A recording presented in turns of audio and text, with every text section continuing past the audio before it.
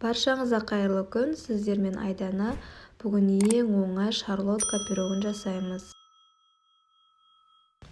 Алдымен ыдысымызға жұмыртқаларымызды жарып, жақсылап аппақ болып көпіргенше миксерлеп аламыз.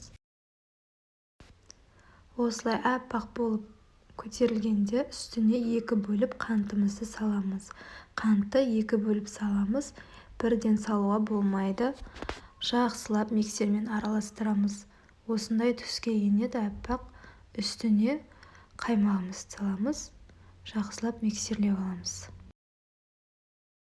Кейін үстіне сұйық майымызды құйып, кішкене содамызды саламыз. Ванилин салып, барлығын жақсылап араластырамыз. Үстіне ұн саламыз. Ұнымызды 2-ге, 3-ге бөліп салған дұрыс. Жақсылап араластырамыз.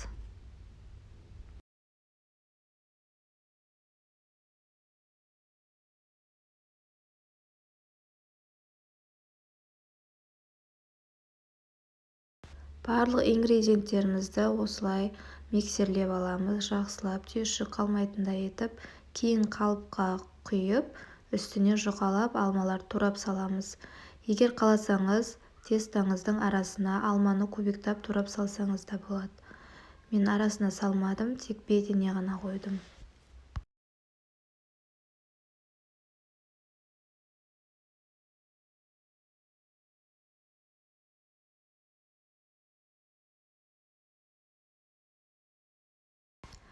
Алдын ала пешімізді қыздырып аламыз.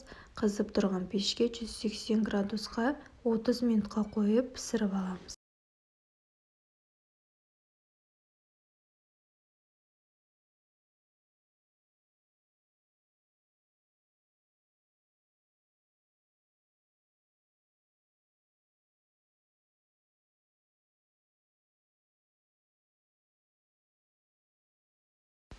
Каналға тіркеліп кетуді ұмытпаңыз. Сізге рахмет видеоның соңына дейін қарағаныңызға. Пирогымыз өте жұмсақ, дәмді болып шығады. Жасап көріңіз.